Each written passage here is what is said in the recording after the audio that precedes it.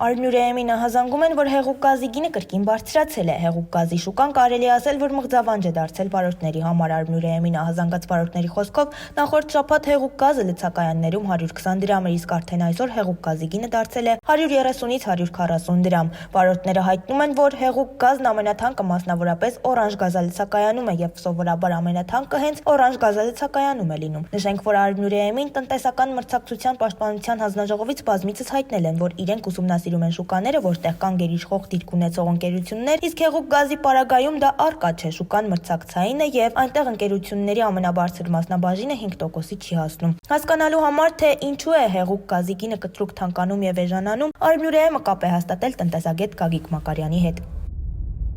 Ընդհանրապես հեղուկ գազը թանկանալու կամ էժանանալու կոմպլեքս խնդիրներ կան, էլի կոմպլեքս պատճառներով կարող է լինել, կախված տարբեր հանգամանքներից, տրանսպորտային լոգիստիկաներից, ուշացումից կամ արտարժույթի փոփոխություն կամ թանկացումներ, հումքի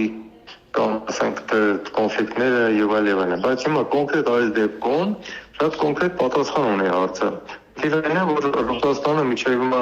հեղուկ գազը վաճառում էր 25,000 ռուբլի 1 տոննայի համար։ Փաստորեն տեսեք, քանի որ արդեն 28,000 ռուբլի է դարձել եւ դառնալու է 32,000 ռուբլի շուտով։ Բնականաբար արդեն ներկրողները կամ 28,000-ով բերում են, կամ էլ արդեն կարող են թեկուզ 28,000 ռուբլիով գնել, բայց արդեն վաճառել 32,000 ռուբլու հաշվարկով ապագայում, քանի որ արդեն իրենց գումարներ են պետք, որ իրենք կարողանան արդեն շուտով 32,000 ռուբլի վճարել։ Իսկ այստեղ Լարսը ինչ կապ ունի, քանի որ շատերը նշում են նաև Լարսի մեղավորությունը, կա որ հեղուկ գազը Լարսը ես դրա համար նշեցի, նաև որ ասացի սկզբում, որ կոմպլեքս խնդիրներ են այդ տրանսպորտը, երբ որ մեքենաները օրերով կանգնում են ճանապարհին կամ գնալուց կամ գալուց, այդ պարապորտները ներկրողն է վճարում, որովհետև այդ տրանսպորտային միջոցը, եթե իր սեփականը չի, ինքը հարկադրված է տրանսպորտային ընկերությանը վճարել այդ պարապորտների համար, որտեղ տրանսպորտային ընկերությունը հաշվարկել է, ասենք, որ այսքան օրում պետք է մեքենան գնա եւ վերադառնա, հիմա եթե երկարում է, այդքան օրերի համար լրացիչ պիտի վճարվի։ Իսկ եթե սեփական միջոցն է, սեփական միջոցի դեպքում էլ արդեն վարորդի ասերի հետ կապված, նրան այնտեղ գտնվելու հետ կապված։ Հաշվի առնենք, որ դառնալու է 32,000, ապա եւս մի այդքան ավելանալու է։ Այսինքն